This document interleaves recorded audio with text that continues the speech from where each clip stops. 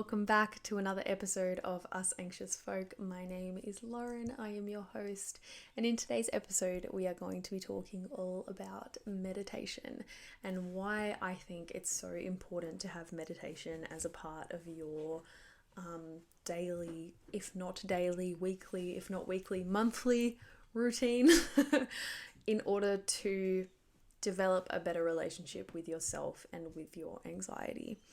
And I'm also going to be talking about the 3 myths that I feel like, are the things people tell themselves about why they can't meditate or, why they find it too difficult to meditate or why meditation doesn't work for them.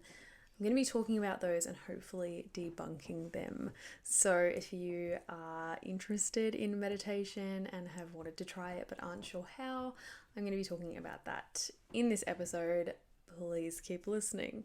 Before we jump into today's episode though, I just wanted to say a very happy New Year's to you all. 2023. Wow. Where did that year come from? I still feel like I'm in the beginning of 2022. It's bizarre. But yeah, I hope you all had a very restful holiday break and a happy new year. And I hope that everything that you want for this year comes to fruition. And on that note, if sharing your anxiety story is something that you've wanted to do, an idea maybe that you've been playing with, I would love to have you on the show. I love being able to talk to people from all around the world about their anxiety stories. I feel very grateful and honored that I get to share in those stories and offer a platform with which for you to share those stories. I always get really excited about meeting people and learning more about them and just connecting with people that I've, maybe known on Instagram for a while but never actually spoken to properly. It's so amazing to get to know you all. So all that is to say is if you've ever wanted to share your anxiety story and come on the podcast, I would love to have you.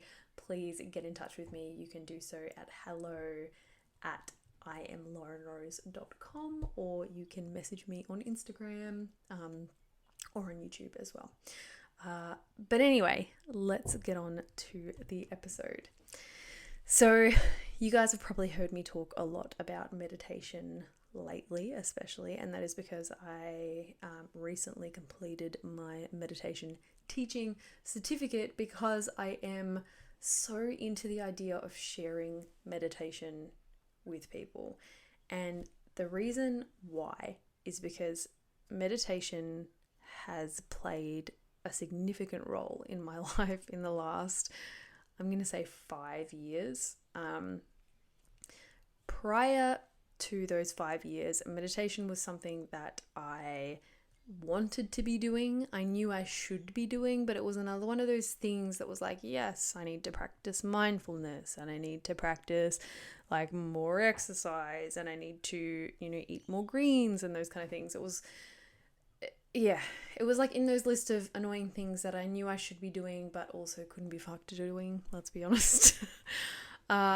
But the reason that I started doing meditation is because when my relationship with my eldest daughter's father broke up, and I really didn't have a sense of who I was and what I wanted out of life, and especially being someone who dealt with anxiety and agoraphobia, I'd spent so long focusing on all of that that's, if you can hear that, that's Charlie doing circles again. I'd spent so long focusing on my anxiety that I just didn't really have a concept of who I was, separate to anxiety, if that was even a thing. So meditation was something that I wanted to do for the sake of getting to know myself better. And I think this is one of the most important things we can know about meditation, because the word meditate means to become familiar with. And we kind of get sold this idea that meditation is about is about reaching this state of enlightenment and, becoming like a monk and like just having this sort of higher level of consciousness, and it's very like holier than thou type thing. But for me, meditation was about understanding myself better and really meeting myself for the first time. I didn't have a fucking clue who I was. And meditation was kind of like a doorway into figuring out who I am, what I want, and also through that, learning to create a relationship with my anxiety, with my discomfort, with my fears, and with my self-judgment as well, which was a whole thing in and of itself. But so when you think about meditating, if you are somebody who thinks about meditating as being something that is, like I said, about reaching that higher state of consciousness, pare that back if you can, and instead think of it as just a really beautiful way of getting to know yourself better. So what I used to do, this is how I started meditating. I'd done meditations here or there in yoga classes. I'd done them, and I'd kind of tried to meditate by like sitting cross-legged and, adopting the pose and like going and doing all the things that I thought I should be doing. And I just didn't really like know what I was supposed to be doing there, I guess. But how I found my way to my practice of meditation was that I would sit in my bed at the end of the night. This is post-breakup, so my ex had moved out. I was a single mum at home with a 3-4-year-old. Shit was hectic. I was working a lot. It was just like everything was very full on. And so when I got her into bed, finally, I would get into my own bed. I would just sit at the top of the bed against the wall, and I would just sit and close my eyes. And usually I'd put on, there's a meditation app called Oak, which comes with lots of pre-recorded sounds like waterfalls and birdsong and that kind of thing. I'd put on one of those sounds and I'd just let it play for, I think 20 minutes was my goal. I never reached 20 minutes back then. But yeah, I would just sit there and I would just sit and just be with my thoughts. And I also at the time was doing a lot of journaling, and I would journal about, if I'd had a really bad, rough day, I would obviously journal about that and try and spew all my thoughts out. But if I was trying to think about where I wanted to go in life, what I wanted, who I was, what things I wanted out of life, I would journal what I wanted my life to look like. And I was saying to someone the other day that this looked like, I would say like red dress, or like lunches with friends, or trips away to the beach, or walking on the beach barefoot, or like things like that. Just little snippets of like things that I could envision. And then when I was meditating, I would try and put myself in that place. So, I would feel what it would be like to be walking on the beach, and I would try and connect to the emotion of that, or what I thought that emotion would be. And so in a way it was a bit of visualization, but it was also some days just being at rest with myself, which, being someone who dealt with a lot of anxiety, I wasn't at rest a lot of the time. I was always sort of rushing, trying to get to the next thing, trying to do the next thing, trying to outrun all the anxiety that was like coursing around my body.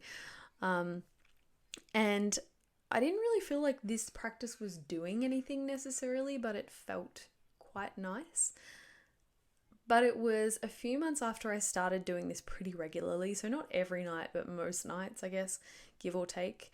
I noticed that I started to have a really good understanding of myself.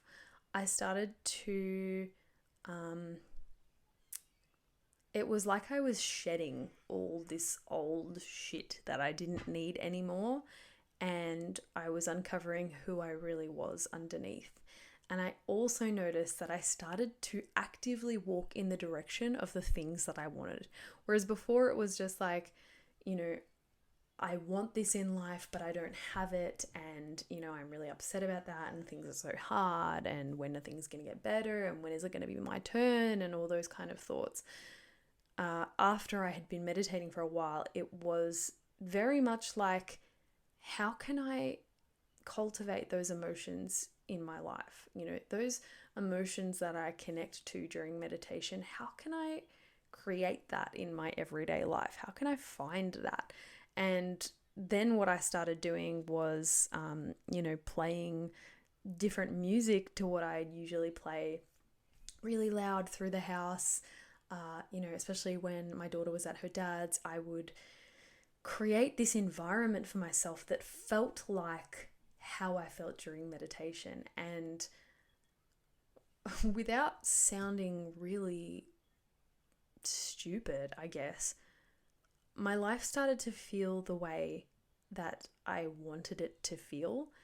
And I also became more comfortable with the idea that there were things that I couldn't change. There was timing that I couldn't change. I couldn't go through the breakup any faster. I couldn't move through the emotions any faster.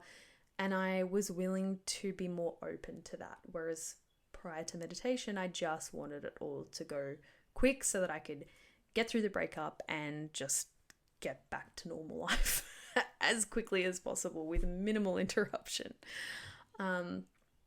So that was a really beautiful thing. And it wasn't until quite a bit later that meditation started to help me learn to open to discomfort and how to, I would be in a situation, for example, where I'd be in an argument and whereas before I'd be very reactive, meditation started to help me learn to be more responsive. And I would be able to sort of step aside from those emotions and think about what was happening and think about what I needed in that moment and whether or not I actually needed to respond in that moment or whether I could just sit there and chill for a little bit and come back when I was ready. So it really gave me a greater sense of agency and a greater sense of spaciousness from being so wrapped up in things that I felt were problematic for me. It's fair to say that meditation did a lot of good for me, and that's why I started to become really passionate about it. But in the same instance, I kind of felt like I wasn't doing it right, because what I started to do was create a meditation practice that felt more personal to me and felt like it worked for me. And so my meditation still didn't really look like the way I thought it should look. Some days it looked like me getting on a yoga mat and moving, just kind of moving my body in a way that felt good. Sometimes it looked like journaling. Sometimes it looked like, yes, just sitting and just being. But it was just, I wasn't doing that whole thing of emptying your mind and just being with what is, that was the impression that I was under, that what I was supposed to be achieving from meditation was that I was supposed to be achieving this stillness and connecting to this just expanse of nothingness. And I wasn't getting that. What I was actually getting was more. I was getting more of myself, more of what I wanted, more of more clarity on how to respond to things and who I was, as I already said. Am I doing this right? Am I not doing this right? I really wanted to be able to share the practice I had with people, but I also didn't know if I was qualified enough to share it because obviously I didn't have any kind of certification in meditation teaching or anything like that. So the one thing with me is that I always wait for people to tell me that I'm ready before I do something, which is something that I'm trying to change. But I kind of figure that if I'm going to teach meditation to people, I want to at least be certified. I want to have an accreditation behind me. And so I went and undertook my certificate of meditation teaching, and that has been a whole journey in and of itself as well. I did that to learn how to teach meditation, and I came out from it realizing that the best way to teach meditation was the way that feels true for me, which, I could have probably figured out in the beginning. But the best part about getting the certification was that it was a personal journey for me, which was really awesome. But anyway, going off on a tangent there, because I feel like for people with anxiety, the idea of meditation can be terrifying. And I recently asked on my Instagram about whether or not people meditate, and if they don't, why don't they? What are their thoughts about it? And a lot of the feedback was that people don't know how to meditate. When they do meditate, they find it triggering. And the biggest one was, I can't shut off my thoughts. I just, when I'm meditating, I'm thinking too much, and it's just frustrating. I just don't know how to get to that place of, just being zen and not being bothered by the thoughts and just letting them pass through like a cloud and all of that stuff. And so it made me really want to approach this episode with that in mind, because that was me as well, and still is me in some ways, of thinking that, I'm not doing meditation the way that it should be. But what I've learned is that there is no should be when it comes to meditation. Which brings me to the 3 myths. And the first one, obviously, is there's no right way to meditate. Meditation can be something so unique and so personal. And it doesn't have to be this whole cookie cutter thing of sitting on a cushion for an hour, not feeling anything, not thinking anything. The main thing to know is that you can meditate in whatever way feels most authentic and genuine to you. And if you just go towards it with the idea in mind of becoming familiar with yourself, becoming familiar with your thoughts, becoming familiar with your body, and knowing that it's going to change from day to day, I think that's a really great way to approach it. And I think that for a lot of us, that is a scary thing, because we want to be told how to do something, especially those people pleasers of us, me, me very much included. We want to know how to do something properly, because we don't want to disappoint. We don't want to fuck things up. We don't want too much freedom, because it's like, but then I'll probably do it wrong. I want to know the right way, and I want you to tell me how to do it. So it can be scary when we're presented with the idea that it's up to us to decide what's right for us and what works for us, because also a lot of the time we don't know us. We don't know who we are. We don't know what we want.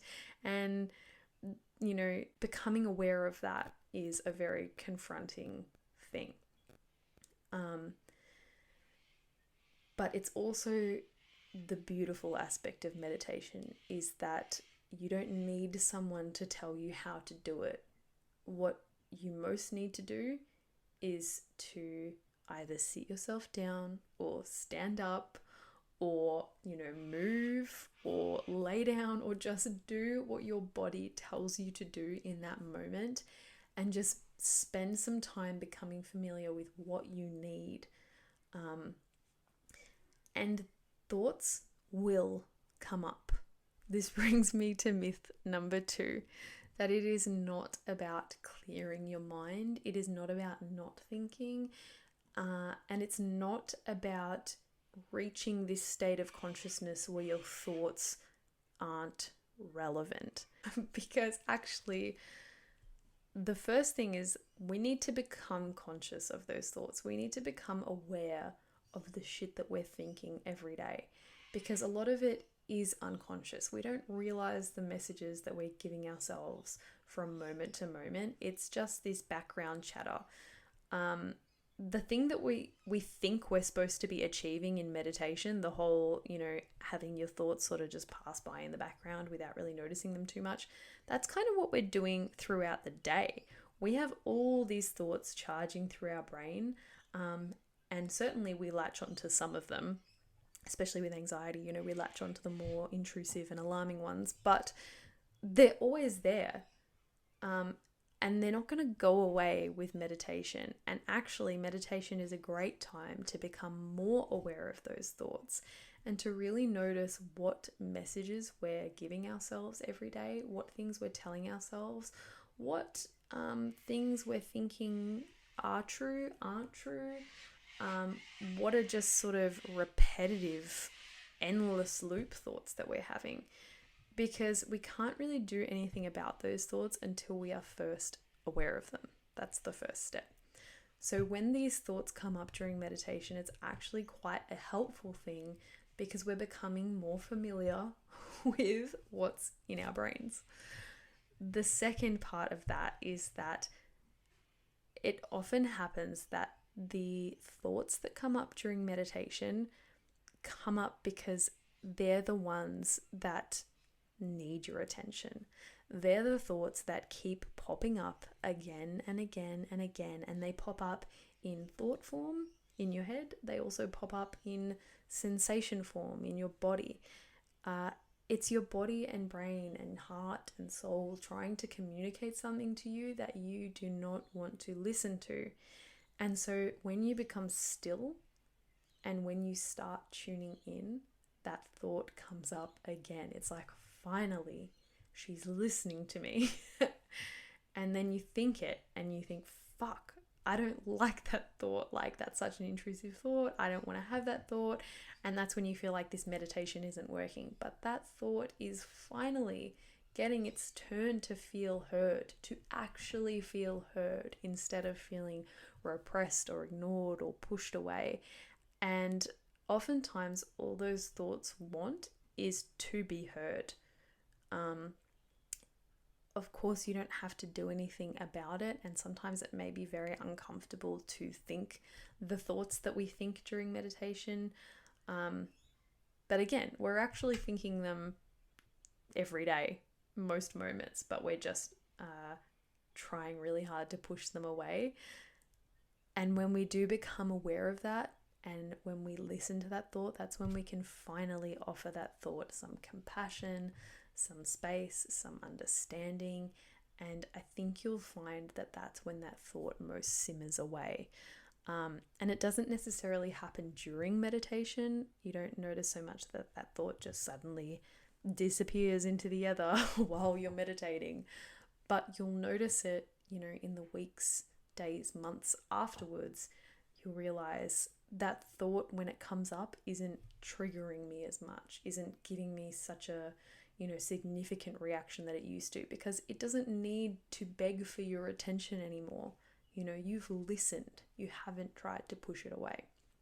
So that's a really important myth to bust, that you need to empty your mind of thoughts.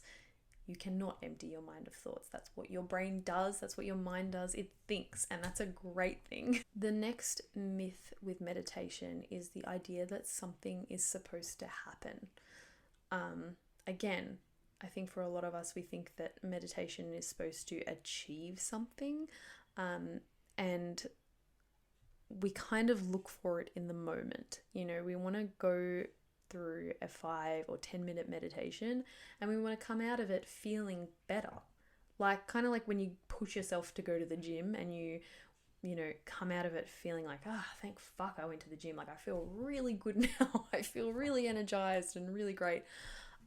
With meditation, that doesn't always happen. You don't always come out of it feeling like, I'm so glad I did that. Actually, I take back what I just said. I always come out of it feeling grateful that I took that time for myself. But you do sometimes come out of a meditation feeling more emotional. You do sometimes come out of a meditation feeling more sensitive, more heightened. I went through a very hard time a few years ago when I came off I nearly said meditation, when I came off my medication and I was using meditation as a way to support myself during that time. Fuck me, that's a tongue twister. To support myself during that time, I was meditating, and I found that after I meditated, like an hour or so later, I would get flooded with discomfort. And I remember complaining to my sister about it and saying, like, you know, all these things, these practices that I'm supposed to be doing to help me aren't helping me. They're making me feel worse. Like, maybe I won't meditate tomorrow because when I did that today, I just felt raw, you know. I felt like I was feeling too much. But the thing with meditation is that, like I said, it acts as a doorway. It's kind of like pulling the blindfold off and seeing what's really there. And we can be very alarmed by that sometimes because we've spent so much time trying to look the other way. And so when we finally see the things that we've been running away from, it's a lot.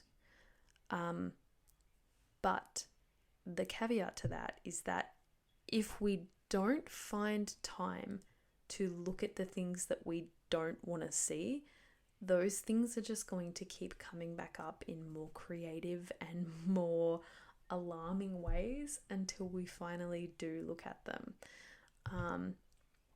And so for sure, there can be times where when you meditate, you don't necessarily feel wonderful afterwards, and you can in fact open the gateway for feelings that feel more uncomfortable than you had when you started. And for a lot of people, that can be a reason that they don't want to touch meditation. But if that's you, I urge you to really rethink that and to consider the idea that maybe that's what you most need to do. I know that the discomfort is the place that we don't want to go, but often that's the place that we most need to go. And the more great lengths we go to avoid discomfort, the more discomfort we end up feeling.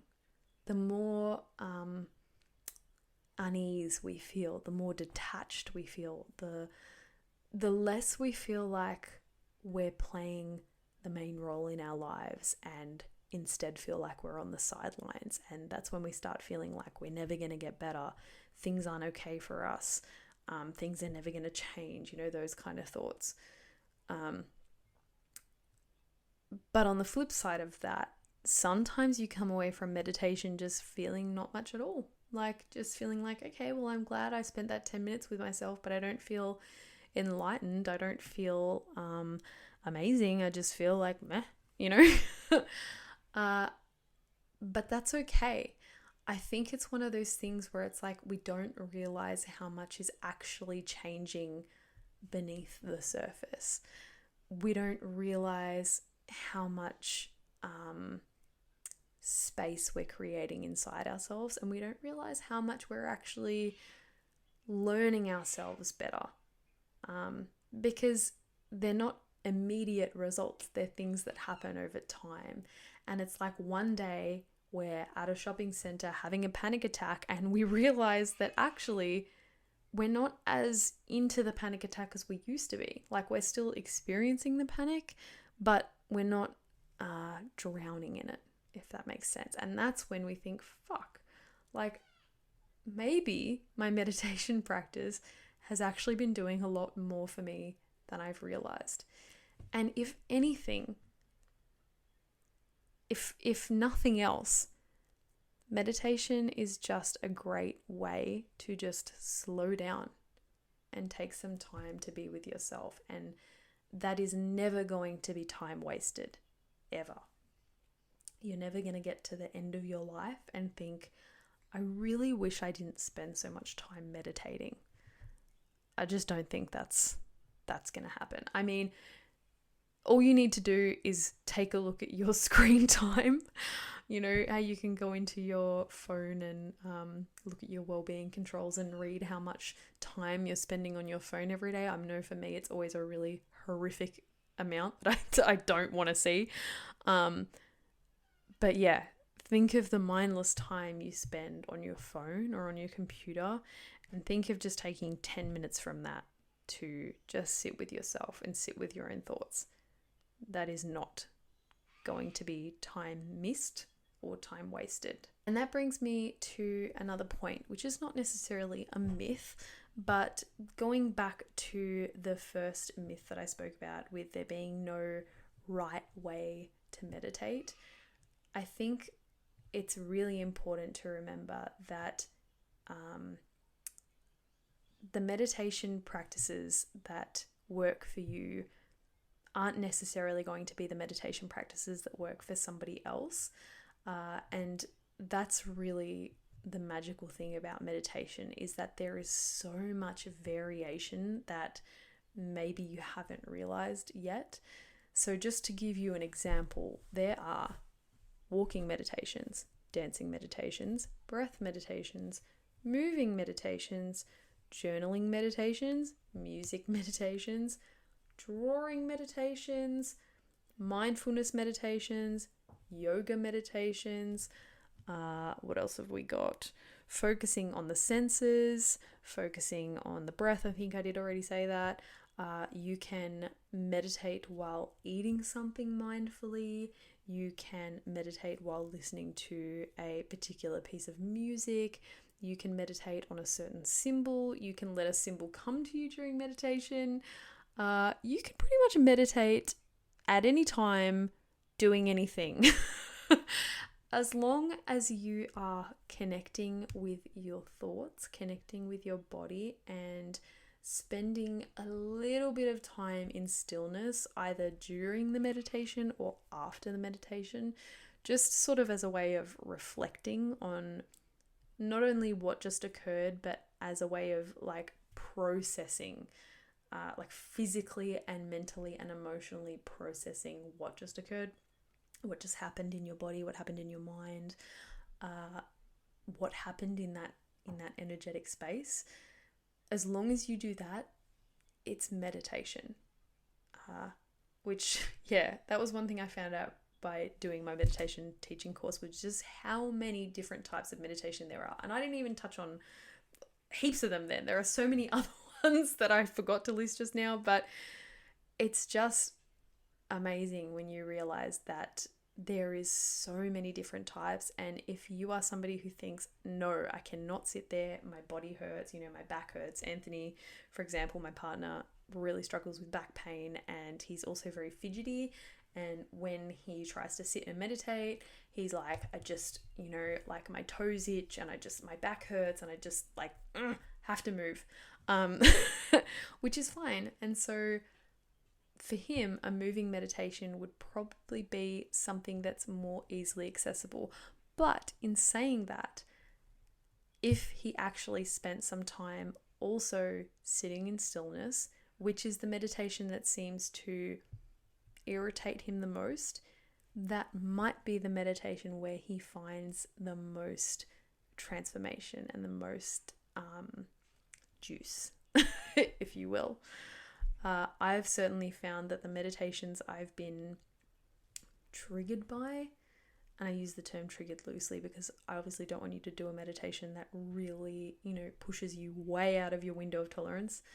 But yeah, the meditations that I felt resistance to and felt sticky about and thought, I don't really want to do that. That sounds yuck. Or when I've done it, I've been like, I'm not enjoying this. This is not good.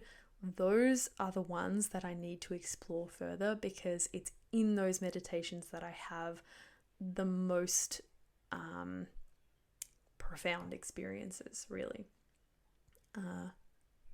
Yeah. And I'm really excited for people who haven't found themselves through meditation yet, haven't found themselves in meditation. I'm excited for them to try meditation in a way that speaks to them, in a way that feels accessible to them, and for them to have that experience where you have that kind of transformational moment. And like I said, it doesn't happen with every meditation, but every now and then when you get quiet and when you get to know yourself, something happens, like something shifts where you go, wow, like I can't believe that just happened. I just had the biggest, like download. I just connected to something, or I just felt something, or I saw something, or I heard something, or I just had this feeling for a split second that opened my heart. And that moment is everything. So yeah, that's what I wanted to share with you about meditation and about why you should do meditation as part of your practice. And I say daily, I say weekly, I say monthly, but whatever your practice looks like is fine. Like, you don't have to sit down every single day and meditate. If it feels like work for you, it's not going to be something that you want to do. And it's going to be something that you are already resisting before you even start. Whatever feels most comfortable for you, whatever feels most you for you, do that. I have meditations available on my YouTube channel. I can also write you a custom meditation if that's something that you are looking for. But really what I would just like for you to try from this episode, if it speaks to you, is just to really go into a meditation practice with the intention of getting familiar with yourself, getting familiar with your heart, with your soul, with your mind, with your thoughts, with your discomfort, with your fear, with your anxiety, getting familiar with it all and finding you amongst all of that. I hope you enjoyed this episode. I hope you got something out of it. I also wanted you to know that the next episode is going to be a ripper. A ripper of an episode. It's pre-recorded. I'm much more organized with my guest episodes than I am with my solo episodes. I don't know why. That's just what we're running with. But yeah, I speak to a guest in the next episode who I just connected with her so deeply, and I love her story, and I can't wait for you guys to hear it. So yeah, stay tuned for that one. But I hope you're all doing really, really well, and I will see you in the next episode. Take care.